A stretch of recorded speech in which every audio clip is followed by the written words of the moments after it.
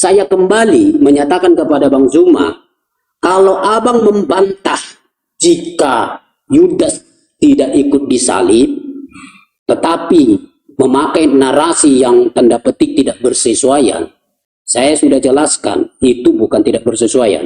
Tetapi bukan itu poinnya Bang Zuma. Poinnya adalah bahwa tidak ada kematian yang diakibatkan oleh pengadilan demi pengadilan dan proses yang begitu panjang sampai di Golgota sana. Lalu ternyata itu adalah Yudas. Tidak ada itu. Sekali lagi kita setuju. Anda setuju bahwa Yudas mati. Soal matinya yang tadi apakah membeli tanah dan segala macam lalu bilang itu tidak bersesuaian, lalu itu membatalkan soal dia mati, lalu memberi ruang, oh berarti ada yang disalib itu tetap Yudas. Sorry, tidak ada di situ. Jadi mohon maaf, Bang Zuma tidak punya tempat untuk memaksakan sekali lagi bahwa yang tersalib itu adalah Yudas.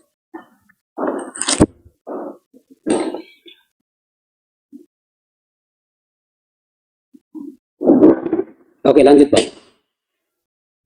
Saudara tidak memberikan satu jawaban pun dari dua persoalan yang saya ajukan.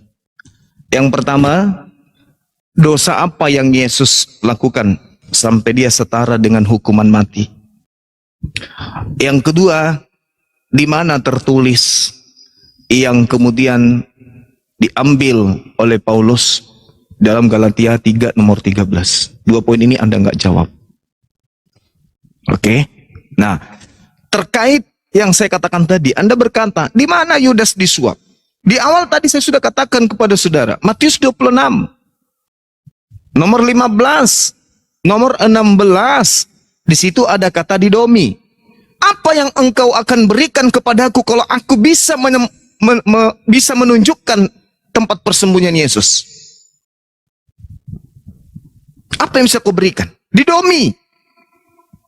Apa yang kau bisa suapkan ke aku? Sehingga ada 30 keping uang yang dilempar kemudian oleh Yudas. Itu hasil suap. 30 keping uang perak itu apa? Suap. Itu loh bukti suapnya.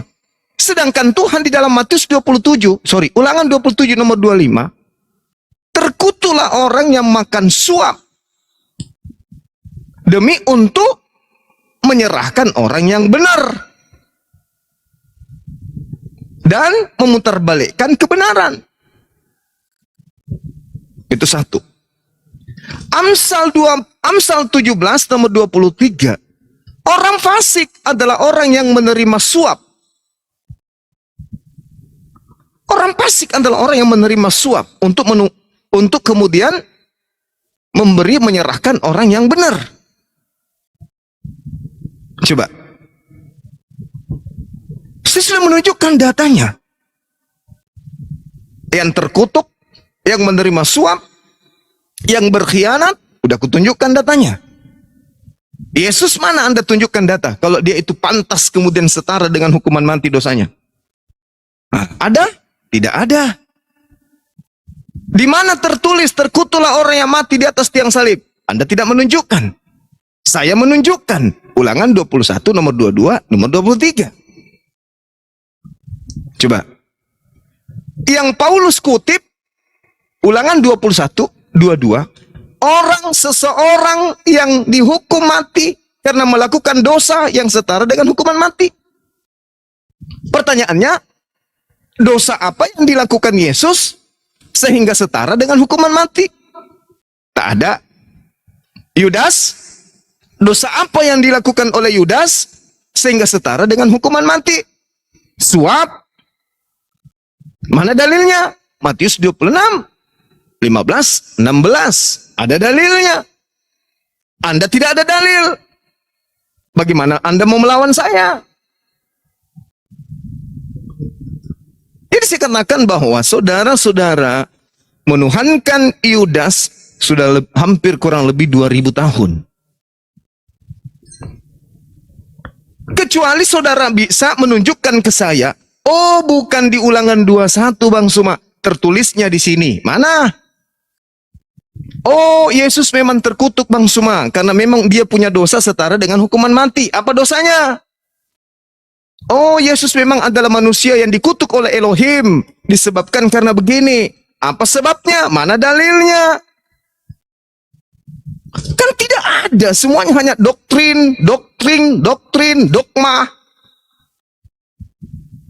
Ujung-ujungnya lari ke surat Paulus. Untuk itulah Yesus mati. Supaya dia bangkit. Untuk menjadi Tuhan. Bagi orang Kristen. Pada ujung-ujungnya ke situ kan? Ujung-ujungnya ke sana. Nah, ini kesempatan untuk membuktikan, mumpung yang menonton kita ini 5.000. Yang di TikTok puluhan ribu. Yang di YouTube ada beberapa channel yang lagi live. Saatnya Anda membuktikan Yesuslah yang disalib. Dasar pijakannya satu.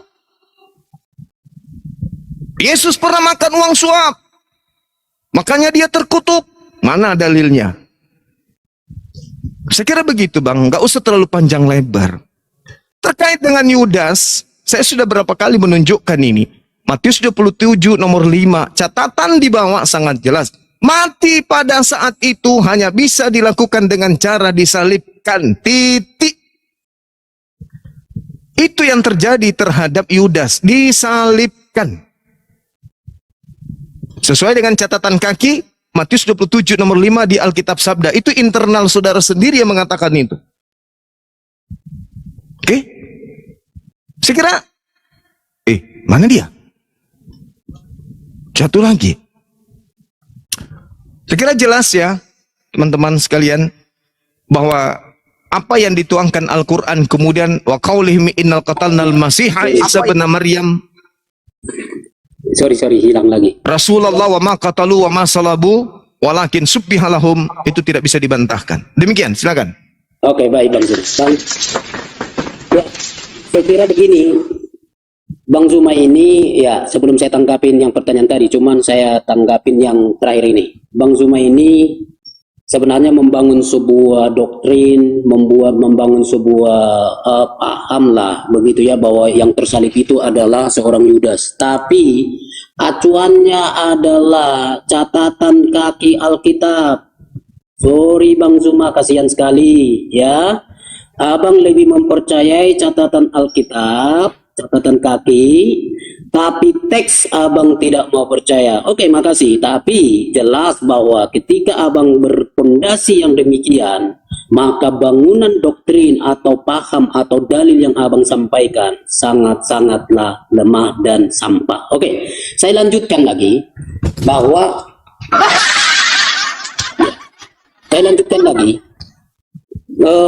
abang mungkin merasa penasaran dan mungkin tetap berkata bahwa saya menghindar dan tidak mau menjawab soal mana bukti atau mana dosanya Yesus sampai akhirnya ia disalib. Sekali lagi bang, saya lagi konsisten dengan tema. Sekarang kita sedang mencari siapa yang disalib itu. Nah lalu setelah itu maka kita membicarakan makna salib. Maka pertanyaan abang itu hanya bisa dijawab setelah kita bergeser dari topik ini, yaitu makna salib. Ya, tetapi clearkan dulu sekali lagi bahwa yang tersalib itu adalah Yesus, dan Yudas tidak ada ruang untuk dia sebagai yang tersalib. Mau pakai dalil dari narasi teks maupun dari eksposisi maupun dari keraguan Anda, atau mau lompat-lompat pun, saya kira itu tidak memberikan jawaban yang sangat-sangat fundamental. Nah, oleh karena itu sekali lagi tidak ada Yudas yang disalib. Nah, sekarang kita bergeser, tidak apa-apa. Jika begitu, kenapa Yesus tersalib? Kan begitu. Adakah alasan untuk dia menjadi tersalib? Ini kita sudah bergeser. Nah, jadi terima kasih dengan alur cerita ini. Di satu sisi berarti sudah menerima pandangan saya atau apa yang Alkitab katakan bahwa Yesus tersalib. Nah, mari kita kembali ke Alkitab di dalam Matius pasal yang ke-20 tadi. Ya, Matius pasal yang ke-20 adalah sebuah pernyataan dari Yesus langsung bahwa dia sadar dia akan disalibkan. Yesus adalah orang Yahudi. Yesus Oke Bang Zuma, makasih. Oke, Yesus adalah orang Yahudi. Ya. Itu biasa kayak Bang Zuma itu begitu. Nah, dia itu adalah orang Yahudi, dia tahu itu perjanjian lama. Ketika dia menyampaikan bahwa dia akan disalib, tentu dia dalam sebuah pemahaman yang betul dan kesadaran yang penuh. Maka artinya dengan pernyataan itu kita lari dengan pernyataan bahwa kalau dia sudah mengatakan dia disalib, dan akhirnya kisahnya pun menunjukkan dia disalib, berarti Yesus sadar bahwa dirinya akan ditempatkan sebagai orang yang terkutuk. Oke? Sekali lagi tadi saya sudah katakan, tidak semua yang terkutuk itu harus disalibkan. Tetapi siapa yang tersalib itu sudah pasti adalah yang terkutuk. Oke ya? Nah, jadi ketika Yesus menyatakan dirinya disalib, berarti dia menjadi yang terkutuk. Dan itulah yang dibunyikan yang ada di dalam kitab Ulangan tadi. Ya. Jadi di dalam Ulangan itu, ya, ketika menyampaikan pasal 22, ya. Ya. Ketika kita melihat baik pasal yang ke-20, saya sebenarnya tidak masuk ke 21, tapi saya ke 27, tapi masuk ke 21. Pasal 21, apabila seseorang berbuat dosa yang sepadan dengan hukuman mati, lalu ia dihukum mati, kemudian kau gantung dia pada tiang, pada sebuah tiang. Nah, lalu dilanjutkan, maka janganlah mayatnya dibiarkan semalam-malaman pada tiang itu, tetapi haruslah engkau menguburkan dia pada hari itu juga, sebab seorang yang digantung terkutuk oleh Allah. Jadi kalau Yesus sadar bahwa dia adalah sebagai yang tersalib, maka dia sadar bahwa dia akan dinyatakan sebagai yang terkutuk. Maka itulah yang dikutip oleh Paulus di dalam Galatia yang dari tadi sudah abang singgung-singgung itu. Saya dari tadi belum masuk di situ untuk mengklirkan siapa yang disalib. Tapi sekarang kita masuk. Galatia pasal yang ketiga ayat yang ke-13. Ya, Kristus telah menebus kita dari kutuk hukum Taurat dengan jalan, ya, menjadi kutuk karena kita. Sebab ada tertulis, terkutuklah orang yang digantung pada kayu salib. Ya, jadi kutipan Paulus ini jelas ini punya landasan yang kuat dari Ulangan pasal 21 tadi.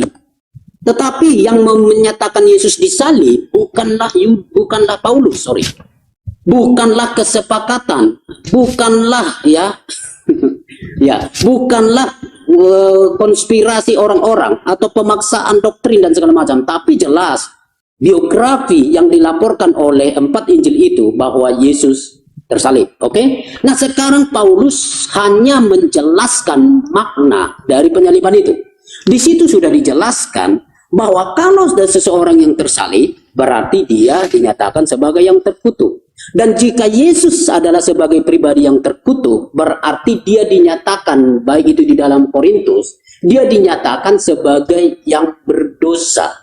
Ya, dia dinyatakan berdosa, tapi bukan dosa dia. Nanti kita akan masuk ke Yesaya pasal 53, bahwa segala sesuatu yang akhirnya ditanggung atau ditimpakan kepada Yesus yang adalah Sang Mesias, murni semuanya total, adalah karena pelanggaran kita, karena dosa kita, dan demi penebusan. Jadi makna salib itu jelas bahwa itu adalah sebagai yang menanggung kutuk, dinyatakan berdosa. Tetapi Paulus maupun juga Yesus, ya, maupun Yesus di dalam Markus pasal yang ke-10 ayat 45 menyatakan bahwa dia akan mati untuk menjadi tebusan bagi banyak orang. Jadi bagaimana dia bisa dinyatakan sebagai yang terkutuk? Ya karena menanggung dosa dunia, dosa manusia, atau dosa yang ditanggungkan kepada dia. Oke, makasih.